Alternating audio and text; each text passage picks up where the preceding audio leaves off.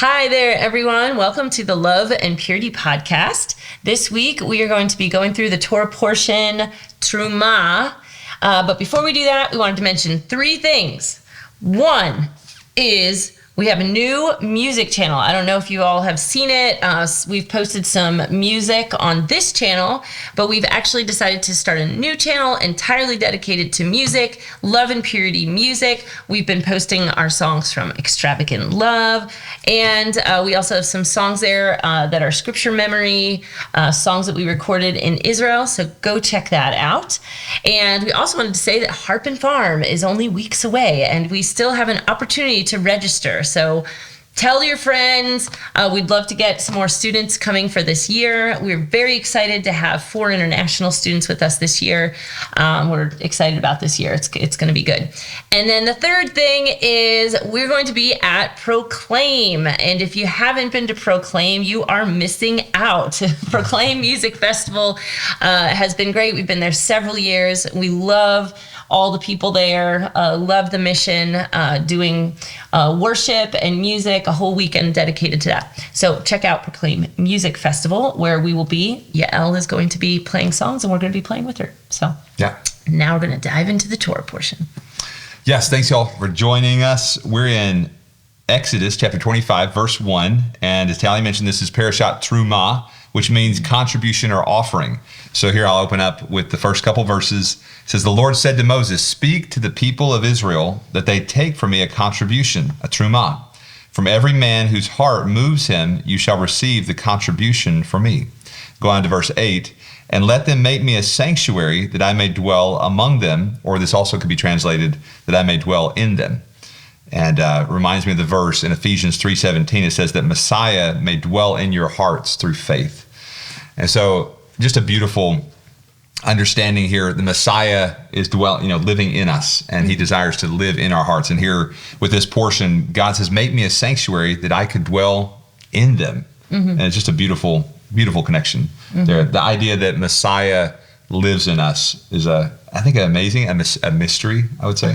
Yeah. Well, I'm just thinking too, because as we've been reading through the portions, Brayden was talking about how many chapters are dedicated to getting the house ready. How many chapters is it again? It's several. A large amount of chapters that are dedicated to getting the house ready. And just thinking about that, when we're thinking about ourselves, that we are these vessels that are supposed to be inviting the glory of God to come into us, just how seriously we need to take that. How are we getting our own selves ready? Are we a dwelling place that he wants to come, and for his glory to come and dwell in us as well? Right. So it's something to really take seriously. So as we're getting into this whole concept of God wants to build a tabernacle, he wants to dwell in the midst of his people, wants to dwell in his people, I wanted to pull in just the parallels that there are with Yeshua. Yeshua, he talks about how he is the temple, right? And so I want to get into that here. This is John 2, verse 17. It says, "Then his disciples remembered that it was written, 'Zeal for your house has eaten me up.'" So here, Yeshua is just really zealous for God's house. He wants it to be a place of worship and prayer. The people of the day had made it into a den of thieves, he said, because they were using it to sell their offerings. But here he's coming in to clear it out. He says, "Zeal for your house has eaten me up." He has such intense passion for God's glory, for God's house. So the Jews answered and said to him, "What sign do you show to us since you do these things?" Yeshua answered and said to them, "Destroy this temple, and in 3 days I will raise it up." Then the Jews said, "It has taken 46 years to build this temple, and will you raise it up in 3 days?" But he was speaking of the temple of his body. Therefore, when he had risen from the dead, his disciples remembered that he had said this to them, and they believed the scripture and the word which Yeshua had said. So here, Yeshua just makes this very clear statement. The temple is his body. I think there's a spiritual, it's both are true. You have the actual temple, the actual house of God, but then you have this physical embodiment of God's presence in the earth, which what the temple really represents, I believe, is God's presence. Now Yeshua is God, God in the flesh, the Son of God in the flesh coming, and he's bringing God's presence wherever he goes. Yeshua said, "If you've seen me, you've seen the Father."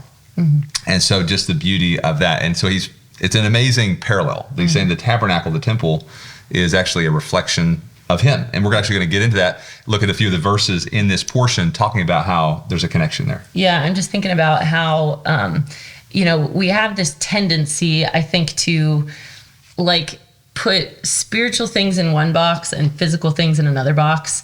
And it's we have a hard time kind of having the two, understanding the two go together. And I think that's what like continually we see in the Bible is God's giving us these physical things so that it can be a picture of a spiritual thing, a spiritual lesson. And so I think it's something that we have to fight, being in this world, not just thinking on the level of worldly physical things. And so I think, the temple is something that's huge. We have marriage. He gave us marriage, and marriage is this whole picture that we're supposed to get of like, this is God's love for us. This is amazing, but how much are we actually thinking about that within our marriages? Like, this whole reason we have this is to be a picture. So we want to fight to be a good representation of that picture. Well, here we've got the temple, and he's showing just how much he loves to dwell with his people, how much he loves his house.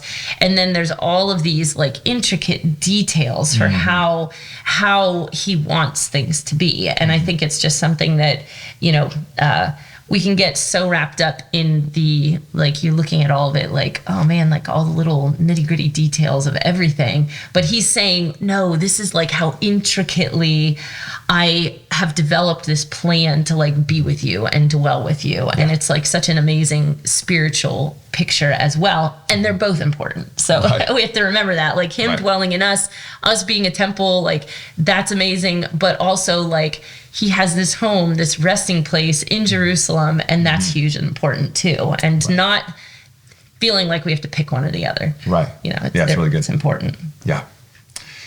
In the book of John, Gospel of John, there are 7 I am statements. And we're just going to go through those. And a lot of those have a parallel with the temple, with the tabernacle.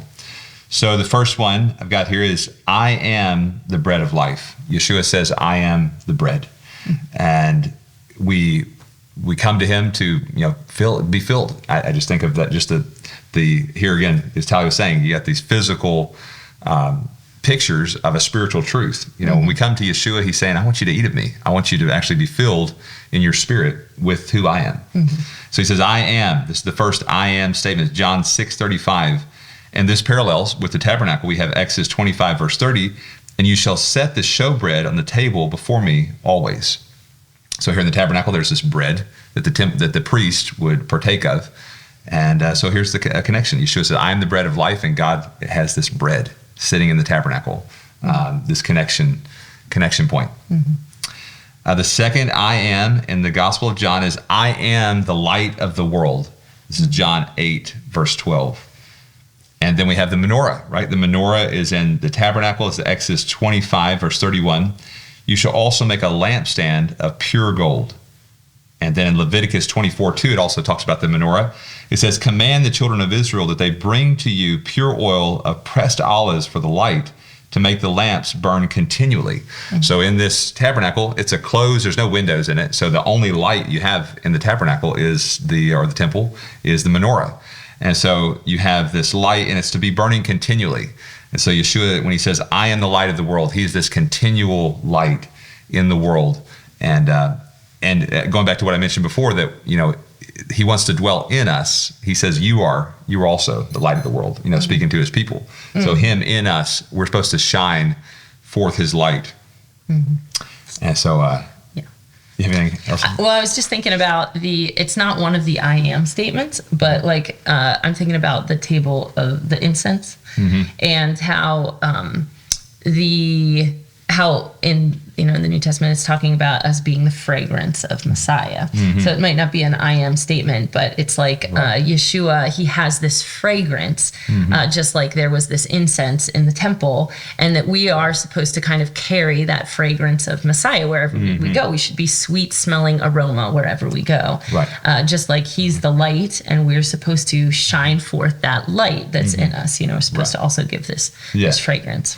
Yeah, I'm just thinking, just try to put yourself in the shoes of the priest ministering in the tabernacle, just how it's engaging all the senses. You've got the bread, you're eating, the light of the menorah, the fragrance from the incense altar that's very engaging. And like God designed this, I think of just how God designed the world to engage us. Full experience. Yeah, we're not designed to be robots, just like not feeling, but he said, no, I want you to come fellowship with me in this context of you're going to engage your senses. You're going to, it's going to be a very impactful type of thing. Yeah. The third I am in the book of John is I am the door of the sheep. This is John 10:7. And we know that Yeshua is the door, right? He's the door we come into the kingdom through. Hebrews 10:19, therefore, brethren, having boldness to enter the holiest by the blood of Yeshua, by a new and living way, which he consecrated for us through the veil that is his flesh. And so here, Yeshua, it's even his flesh. There's this veil, right? The veil that was torn. And so Hebrews is even saying that this is a picture of his flesh that was torn. And through the tearing of his flesh, even, there's a door for us to enter in to the holiest, it says here in Hebrews. So what amazing, the crossing of spiritual and fleshly is just the tabernacle is really an intersection of spiritual and physical. But here, getting to that holy place with the Father is through the flesh, through this veil, getting into the very holy place of worshiping God. Number 4, I am the good shepherd. This is in John 10, verse 11. And there's a passage in the Psalms that connects God being the shepherd of Israel and the cherubim. It says here in Psalm 80, verse 1, give ear, O shepherd of Israel, you who lead Joseph like a flock. You who dwell between the cherubim, shine forth. And so here, just thought it was an interesting connection. You've got the cherubim over the Ark of the Covenant, and then you've got God being called the shepherd. He's leading Israel. I'm thinking about even in the wilderness, right? How the pillar and the cloud, the tabernacle is moving around. He's shepherding. He's leading the people from this place of the tabernacle. And Yeshua says, I am the good shepherd. He's a good leader. He's a good tender. He's tending us. He's helping us get to where we need to go. I think of in the beginning of the Exodus journey, he's like, okay, we don't need to press him too hard. He's a gentle shepherd. He's saying we got to take him around this way because we don't want to encounter war too soon. And think about that in our own lives, how he's gently tending, he's leading us. He's like, okay, I'm going to try to keep him from that obstacle, keep him from this trial, because if they encounter that too soon, they're going to maybe just give up. Right. And sometimes it might not feel super gentle, but but I think he absolutely is. I actually had there was a season in my life where I was like, God, you are just not gentle. And I started doing this research on the gentleness of God, and just was looking through some of the scriptures and stuff, and I was like, whoa, actually at the end of it I was like, I think I'm actually the one that's not gentle. And actually he is. So he leads us gently. The 5th I am in John is I am the resurrection and the life. This is John 11:25. And I just think that's beautiful, connecting to the temple, that here God dwells. He's the author of all life. I think of the cherubim that God placed in Eden, right? He's saying, we're going to protect the tree of life. We're not going to, mankind has been cast out of Eden. But then you see the cherubim back in the tabernacle. It's like there's this protection element of the ark.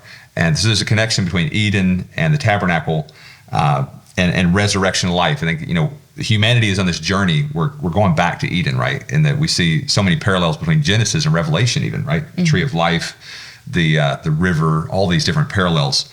But Yeshua says, I am the resurrection and the life.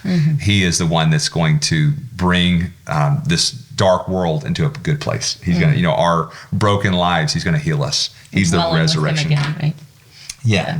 Yeah, he's the one that brings resurrection power, resurrection life to us, that we can be restored to God. Just what the tabernacle was meant to do. It's meant to be a way of bringing us closer to God, of taking all the uncleanness, the brokenness of the world, and having a place to reconnect, to draw near to God. And that's what Yeshua does. He comes and he says, hey, I want you to come. I want you to come and reconnect and have life, have resurrection life in your lives. Number 6, John 14:6, it says, I am the way, the truth, and the life. And it's interesting. There's a lot on this if you look into it. Some people actually say that there was different doors in the tabernacle temple that actually were named the way, the truth, and the life. Couldn't find a really good source on where that came from, but you can look into it yourself. If I find something, I'll try to share it in a later podcast. But that's just one of the ideas out there. But one of the truths I think we can take away is that, you got the entrance gate that kind of leads into the temple, the tabernacle grounds, right? You've got the gate that comes into there, and the first thing you come to is the altar. And so that could correlate to the way, the place of sacrifice. Yeshua on the cross, he made the way for us to come, closer to God. And so the way, and then the truth, coming to the next, when you go through the next door, you've got the altar of incense. And this represents worship, right? And Yeshua calls us to worship in spirit and in truth. And so he's the way we come into relationship with God through the cross, through the sacrifice. As Hebrews says, the veil of his flesh, we're coming through that. And then you've got the altar of incense, which is we want to worship in truth. We want to come bring our offering, our worship in truth. And then the next door is into the Holy of Holies, which is, this is the very life of God. This is where God dwells, the creator of life. And so just an interesting parallel, the way coming in the first door, and the next door, the truth, and then the life, and just that progression. Yep. The last I am in the Gospel of John is, I am the true vine. And so Yeshua is this vine, as we read in John 15, that if we get connected to him, then there's life that comes out of him. There's life that comes into us, spiritual life. Mm-hmm. This is, John 15:1. And interesting, we don't see this in the scriptures about there being a vine connected to the temple, but a historical reference is Josephus. He says that above the gate of the temple, this would have been Herod's temple, he says there were golden vines and grape clusters as large as a man. So they had these massive grape clusters above the temple. The Mishnah, this is a historical document from the time of Yeshua. It says a golden vine stood over the entrance to the sanctuary, trained over the post. And so two different sources here saying that there was a vine as you went in the door. So just think of, people back in the day when Yeshua said, I am the true vine, just maybe connecting that to this big vine that's in the temple of connecting to God, connecting to the life that comes from God. Mm-hmm. And so just encourage you all to meditate, love and purity here. We're just encouraging people to get connected to Yeshua. Ultimately, we want to live a life that, we want to draw near to him, know him. And, but he's the ultimate example of love, and he's the ultimate example of purity. And coming into in this portion, talking about the tabernacle and really drawing near to God. It really is, as we've looked at these scriptures, it's about connecting to Yeshua. He says he is this temple that has come to reconcile God to man to God. And so just encourage you to meditate on these 7 different I ams and just how they connect. There's so many connections between the wilderness of God manifesting himself in the wilderness, and now here in these passages we're seeing how Yeshua is connecting us. He's taking us from the wilderness of this world and connecting us to the life in God. And so I just encourage you to meditate and to understand just how he's coming to all of us. He's saying, I am, just to recap, he says, I am the bread of life. I am the light of the world. I am the door of the sheep. I am the good shepherd. I am the way, the truth, and the life. I am the true vine. Yeah, number 5 there. I am the resurrection and the life. Mm-hmm. And so he's the fullness of all these things. And so I pray you're blessed out there. And just, as you're seeking love and purity, I encourage you to get connected to the vine. He's the one that's going to fill you with all that is good. Mm-hmm. So, anything else? I'm good. All right. All right. Well, this is a Love and Purity podcast. We're calling disciples to a lifestyle of love and purity in joyful expectation of the coming King. So be blessed out there. Thank you for joining us.